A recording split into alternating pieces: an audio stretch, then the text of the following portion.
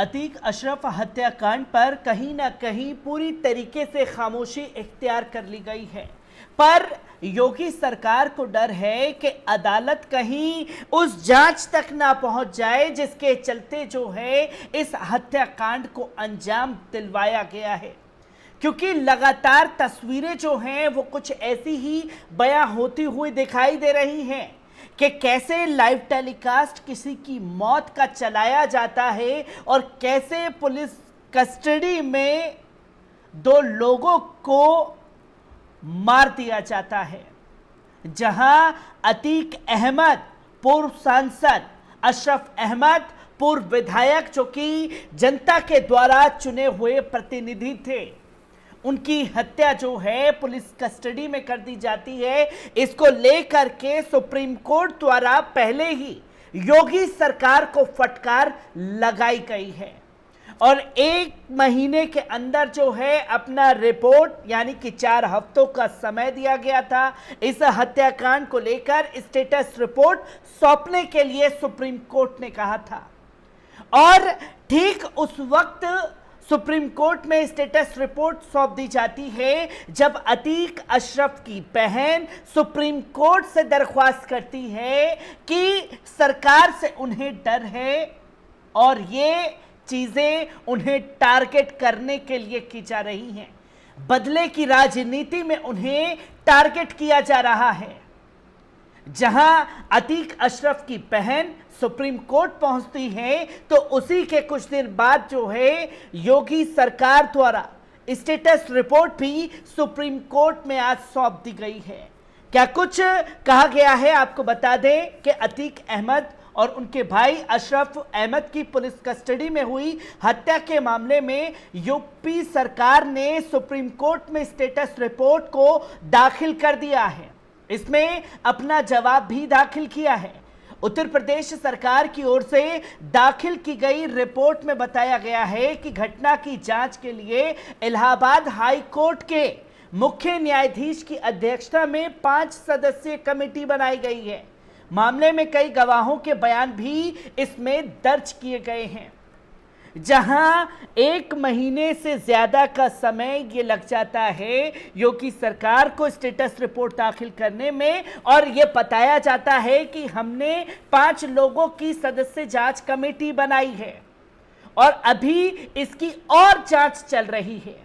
उत्तर प्रदेश सरकार ने इसके अलावा अपनी रिपोर्ट में विकास दुबे के एनकाउंटर के मामले पर भी सुप्रीम कोर्ट से रिटायर्ड जस्टिस BS चौहान की अध्यक्षता में सुप्रीम कोर्ट द्वारा गठित कमेटी में दिए गए सुझावों के अनुपालन की जानकारी भी दी। जहां अतीक अहमद के साथ साथ विकास दुबे का जिक्र भी योगी सरकार करती है और जस्टिस रिटायर्ड BS चौहान की अध्यक्षता में सुप्रीम कोर्ट द्वारा गठित कमेटी के दिए गए सुझावों को वकील विशाल तिवारी की इस याचिका पर यूपी सरकार ने ये स्टेटस रिपोर्ट दाखिल की। इस पर सोमवार को सुप्रीम कोर्ट सुनवाई करेगा। यानी कि आज स्टेटस रिपोर्ट दाखिल की गई है और कल अतीक अहमद, अशरफ अहमद को लेकर के सुप्रीम कोर्ट जो है वो सुनवाई करने जा रहा है।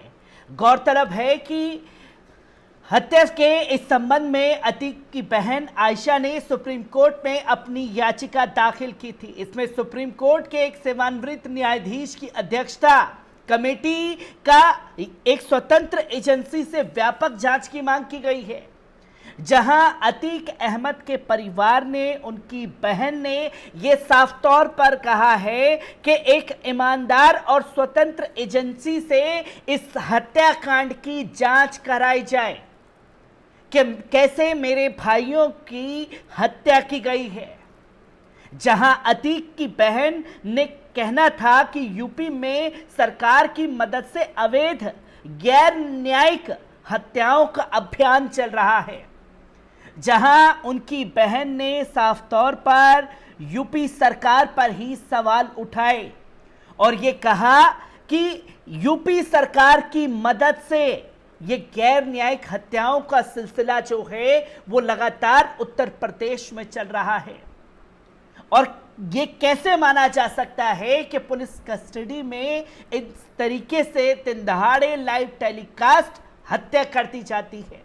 उन्होंने कहा कि उनके परिवार के सदस्यों और न्याय व्यक्तियों की मौतें यूपी के एक शातिर, मनमाने और गैर कानूनी अभियान का हिस्सा हैं।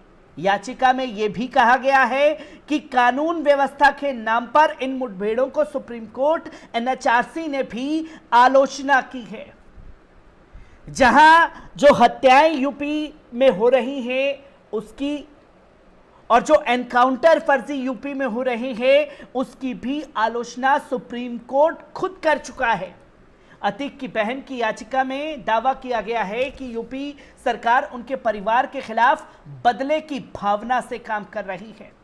जहां यह साफ तौर पर आरोप योगी सरकार के ऊपर लगा है कि बदले की भावना से उनके परिवार वालों को मौत के घाट उतारा जा रहा है।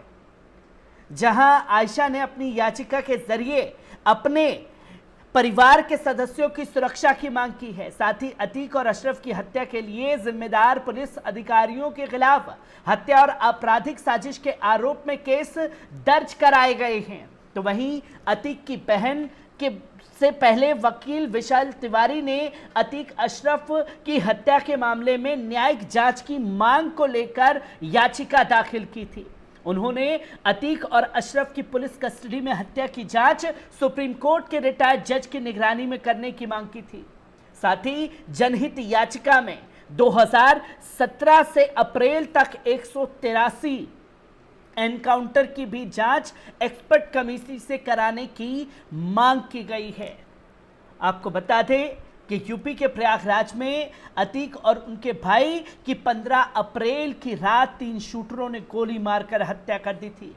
आरोपियों की पहचान अरुण मौर्य, सनी, लवलेश तिवारी के रूप में हुई थी। जहां हत्याकांड को अंजाम देने के बाद ये आरोपी जय श्री राम के नारे लगा रहे थे। और तो और जांच कमेटी में किस तरीके से स्टेटस रिपोर्ट योगी सरकार द्वारा सौंपी गई होगी इसको भी जांचने की जरूरत है। क्योंकि जब इससे पहले योगी सरकार द्वारा सुप्रीम कोर्ट में अतीक अशरफ को लेकर के जिरह की जा रही थी और वो अपनी बात को अटल करने पर लगे हुए थे, तब सुप्रीम कोर्ट के जज ने साफ तौर पर यह कहा था कि जो हत्या हुई है उसका लाइव टेलीकास्ट पूरी दुनिया ने टेलीविजन पर देखा है। और हम भी उस वक्त टेलीविजन के सामने थे कि क्यों आपने इतनी लंबी परेड अतीक अशरफ से कराई। और अतीक अशरफ से अगर यह परेड कराई गई तो इसकी जानकारी मीडिया को पहले से कैसे थी कि अतीक अशरफ को आप वहां ले जाने वाले हैं। और जहां आप इतने बड़े अपराधी को लेकर के जाने वाले थे वहां हॉस्पिटल को इन्फॉर्म आप लोगों ने क्यों नहीं किया। इन तमाम पहलुओं पर सुप्रीम कोर्ट पहले ही फटकार लगा चुका है योगी सरकार को। और जब बहन सुप्रीम कोर्ट पहुंची है तो उससे पहले स्टेटस रिपोर्ट दाखिल कर दी गई है। हर एक तस्वीर आपके साथ साझा करता रहूंगा। दीजिए इजाजत, शुक्रिया।